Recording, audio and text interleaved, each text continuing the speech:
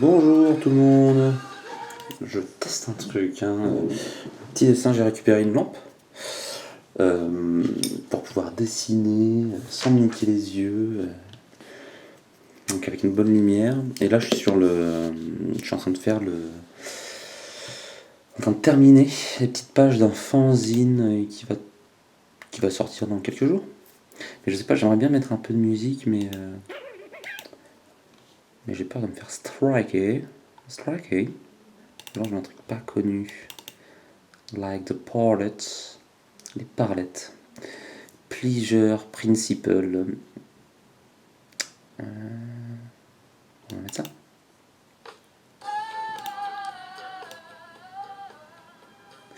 Yes. Alors là, je dessine Beaster. C'est pour la prochaine BD sur l'univers de Cosmic City. Cosmic Studio avec un nouveau personnage qui arrive. C'est moi. Hello. Non, je me mets dans la fiction. J'aime bien ce truc. En fait, je vais pas mettre de musique parce que j'arrive pas à parler ici. J'aime bien ce truc d'apparaître dans ma propre fiction. Parce que ça peut. C'est assez méta. J'aime bien ce délire-là. Et en fait, ça vient d'une autre BD que je kiffe, de Satoshi Kon, qui s'appelle Opus. Où justement, il est en train d'écrire une BD. Moi, je retiens, il n'y a pas de souci. Il est en train d'écrire une BD et un de ses personnages, ouais, il va tuer quelqu'un dans sa bande dessinée. Et du coup, ce personnage qu'il décide de tuer va lui voler la case où il meurt. Et par un système. Hop.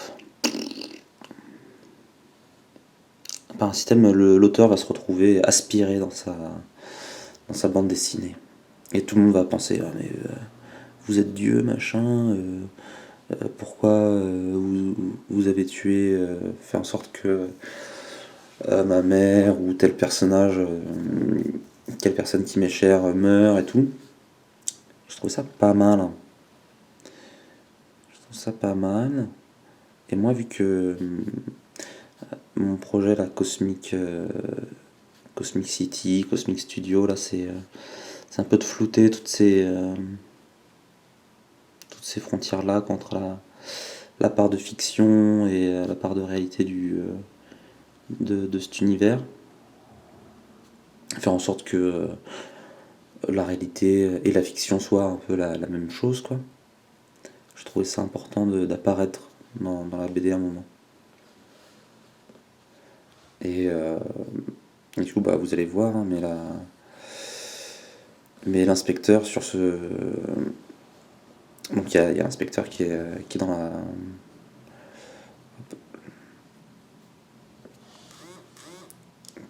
dans la BD. Qui est dans la BD. Et du coup, il va un peu s'occuper de Victor, quoi. Il dit, ah, putain, c'est qui lui? Je le file, tac tac tac. Donc c'est une histoire. J'ai déjà publié une partie sur mon blog. Et je pense que la deuxième partie, je vais d'abord la commercialiser sur mon fanzine et la publier sur mon blog plutôt en janvier.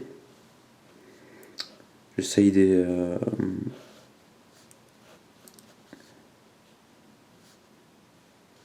c'est quoi, c'est un peu une propale, hein, c'est une proposition commerciale. C'est de faire en sorte que les gens soient intéressés à acheter, et puis comme ça ils l'ont un peu avant les autres, mais je sais pas, j'aime bien aussi qu'on puisse lire la BD quand on veut, sans avoir à l'acheter.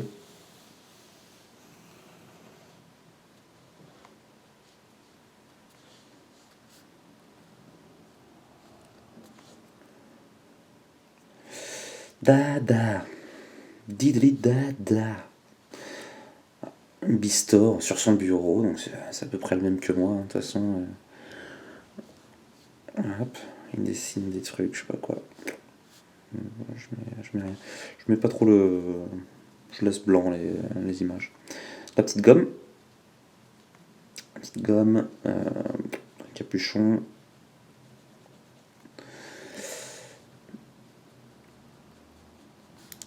Au niveau du dessin, moi j'aime bien. Enfin, en ce moment, mon main goal, c'est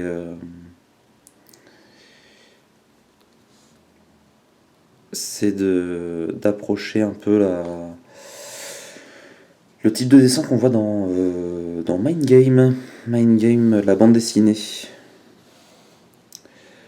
La bande dessinée Mind Game, où tous les traits sont hyper lâchés.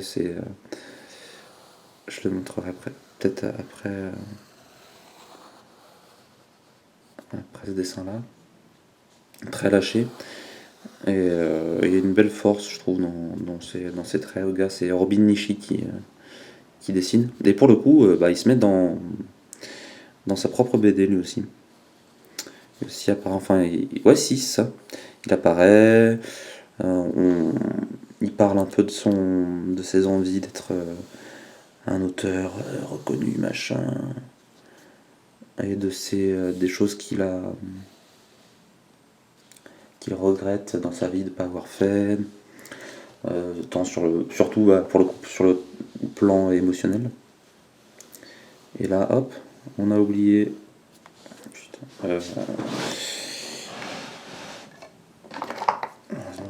Tipex.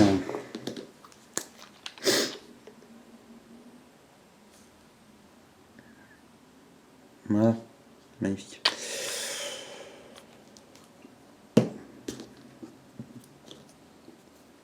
Comme Robin Nishi qui se met dans ses BD. Robin Nishi qui fait pas beaucoup de BD, hein, d'ailleurs. Il fut un temps où je stalkais son tiens, si j'utilise du Tipex, faut qu'il y en ait là. Il fut un temps, je stalkais de temps en temps son Facebook, voir s'il y avait de nouvelles BD, mais il n'en a pas. Pas de nouvelles BD. Dommage. J'aime beaucoup ce qu'il fait. Alors c'est tiré d'une... comment dire, il est issu d'une esthétique japonaise du mauvais dessin, je sais plus comment ça s'appelle, Akegame, je crois, un truc dans le genre.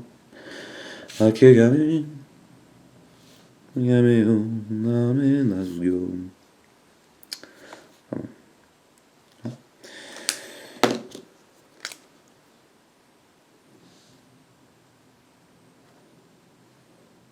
Voilà. Voilà. Donc pour cette BD, j'ai pas trouvé tout le matos qu'il me fallait. Donc en couleur de papier, j'ai ça là. Ces pastels là du coup. Enfin, ces couleurs pastel. Plus celle de la dernière BD qui est de couleur ivoire. Donc je vais peut-être faire un mélange, je vais voir. Je fais n'importe. Mais en fait, de toute façon, dans tout le taf, j'essaie de garder le plus possible que ce soit dans les vidéos, dans les dessins, enfin la bande dessinée, un peu tout. J'essaie de garder mes erreurs et de travailler avec. Parce que souvent ça donne des choses très belles, enfin très belles, qui sont stimulantes à travailler. Et que moi j'aime. Qui donne un peu de caractère au dessin, quoi. Donc là on va lui faire la petite étagère qu'il y a derrière lui. Sur la bannière du blog on voit un petit peu son bureau à Vista. Comme moi, il a des petits dessins un peu partout. Hop. Petits dessins, mais on va pas mettre les dessins, on va juste mettre les cadres, enfin les contours des feuilles et des cartons de ces dessins. Tac. Donc ça, c'est sa bibliothèque. Tiens, on va mettre Mind Game ici. Hop. C'est un gros bouquin, Mind Game. J'ai pas envie de mettre, vous le savez, mais j'ai pas envie de mettre le nom quand même. Je garde des trucs un peu anonymes ici.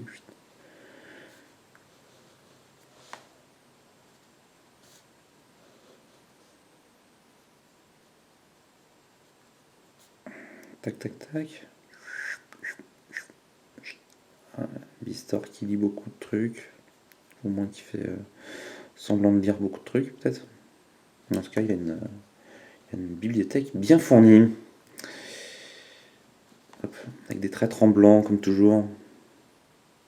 Ok. L'ordinateur qui s'allume tout seul. Super. Voilà. Voilà. Donc ouais, ça va être. Ce dessin-là, il sera entre deux BD. C'est-à-dire que j'en ai commencé une, donc qui est celle qui est disponible sur mon blog déjà, et, une autre. Voilà, je me suis dit putain. En fait, j'en ai déjà une autre de prête qui fait 10 pages pour une prochaine publication. Et mais en fait, c'est pas le même sujet, c'est un peu dommage quand même de faire deux histoires un peu différentes. Enfin, à ce point-là différentes, parce que c'est même pas sur les mêmes. C'est le même univers. De toute façon, toutes mes BD, c'est sur Cosmic City. Mais c'est pas sur la même trame. Comment dire. Temporelle. Que dans Cosmic City, moi j'ai une partie qui se passe. Tiens, des petits trucs. Une partie qui se passe là, dans une époque contemporaine, un peu miroir de notre monde. Et il y a d'autres époques, une époque plus en mode médiéval fantastique, et une autre dans le futur. Celle du futur n'est pas du tout, pas très développée. J'en parle pas beaucoup. Celle dans le passé non plus d'ailleurs. Mais en fait, la prochaine BD, ça parle justement du futur dans Cosmic City. Avec un personnage qu'on voit pas trop, qui s'appelle Angoisse, qui est l'héros, héroïne, on sait pas trop son genre, qui apparaît dans les Aquaboogistes. C'est le personnage qui a une tête de pouce. Qui a une tête de pouce. Comme ça. Et du coup, je l'aime bien ce personnage. J'ai écrit des trucs sur lui, sur elle, lui. Je sais pas comment on dit. En non-genré. Sur ce personnage-là, quoi. Et sur Fandom.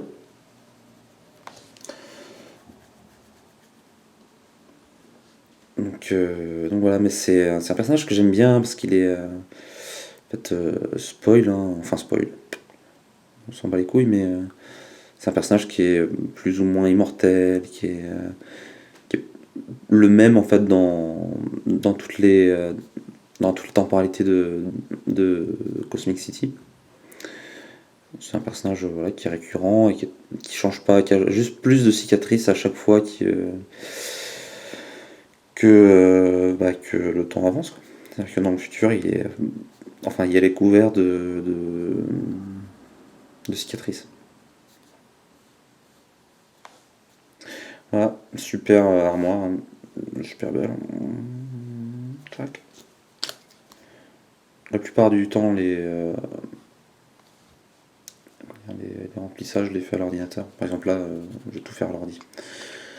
Là, vous pouvez me faire chier à dessiner ça. On va lui faire un petit. Je sais pas ce qu'il a comme. Si c'est du lino ou carrelage. J'ai dû lui faire du lino quand même. Carrelage, c'est plus pour la cuisine, quoi. La cuisine. Hop. On va faire ça. Oui, et dans cette BD, donc vous allez voir, et vous avez déjà vu parce que c'est dans la BD qui s'appelle Victor Munich, qui est celle que j'ai publiée sur le blog la dernière. Je dessine un peu plus la ville. Et donc je prends des références sur Google Maps d'une grande ville qui s'appelle Taipei. Du coup, ce que vous voyez dans le fond des cases, c'est Taipei.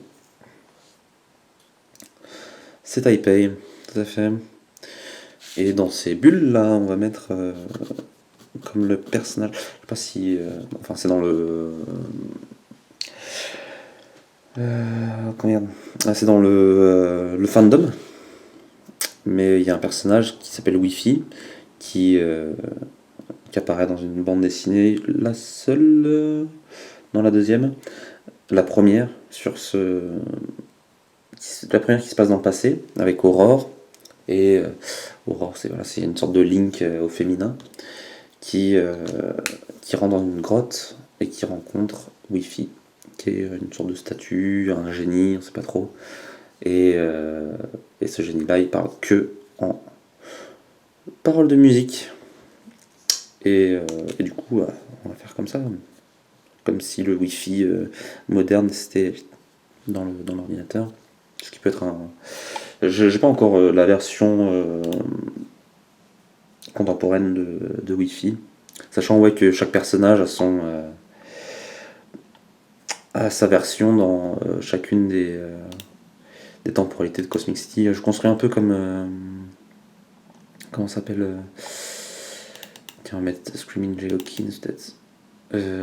Comme Zelda, c'est-à-dire qu'à chaque épisode, chaque temporalité, même si Zelda c'est toujours Medfan, quoi, on retrouve les mêmes personnages mais qui changent un peu. Et il y a des nouveaux, il y en a qui réapparaissent pas. Moi j'aime bien que chacun réapparaisse parce que j'aime bien mes personnages, quoi. Ok, on va mettre Pretty Girls Everywhere, peut-être de Screaming Jay Hawkins. Ou I'm Lonely. Tiens, on va mettre I'm Lonely.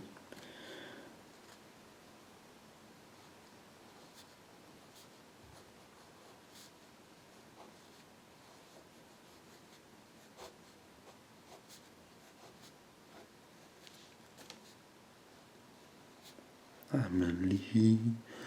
Je vais mettre juste un petit.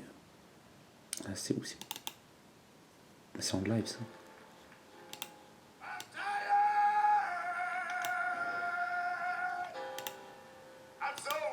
I'm lonely.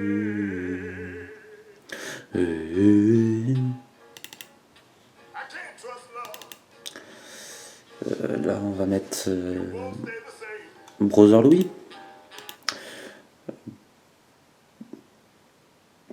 Est-ce que je mets Brother Louis? Il y a ça aussi qui est pas mal.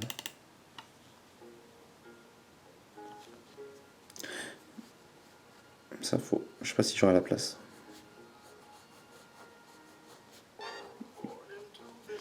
You make your own.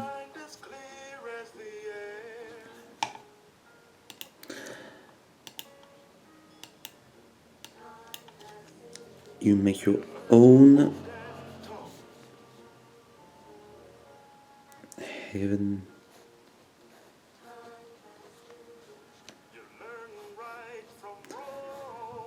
Heaven.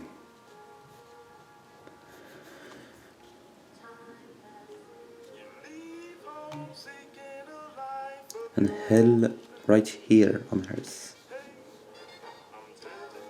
Natural fact.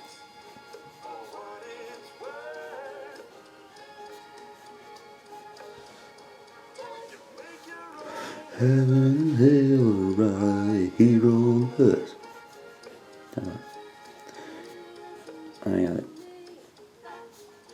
exemple, là il y a une erreur. On va continuer.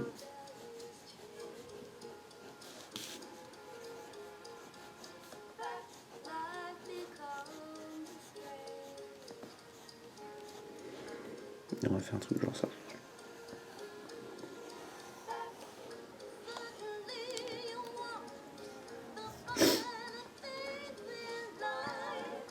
Voilà.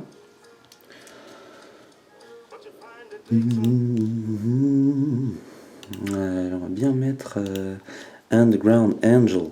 Est-ce que je vais vous la mettre aussi. Ah, quoi qu'il y a Sly and the Family Stone. Non.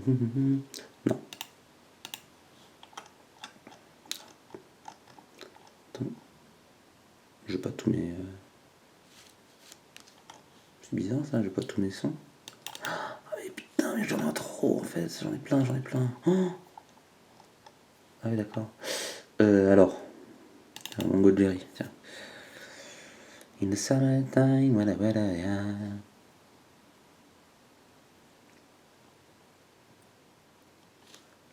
Rockin' on the road.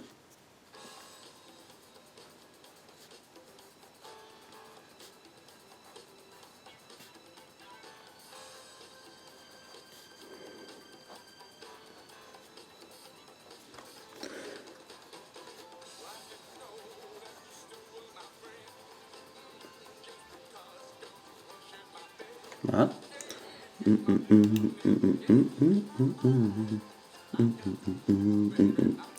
Petit Jean Ferrat. I'm on the road.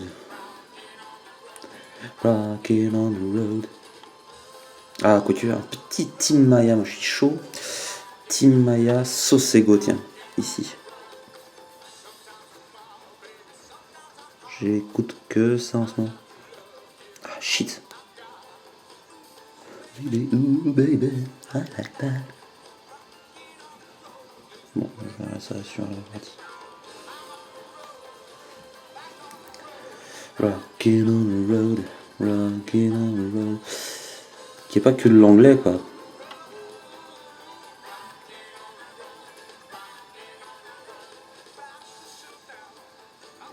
Au printemps, de quoi rêvais-tu? Tiens, on va mettre ça.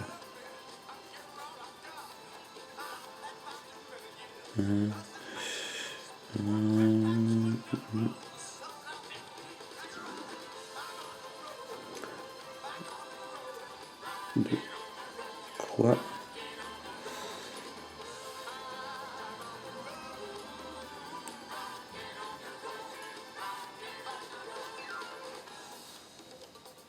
Voilà. Là, je pense qu'on est bon, là. Alors, un verre ici. Avec un petit truc dedans. Un petit pinceau ici. Je regarde en même temps. Ouais, une petite.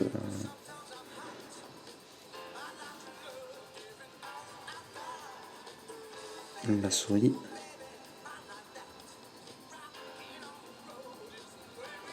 Je fais n'importe quoi.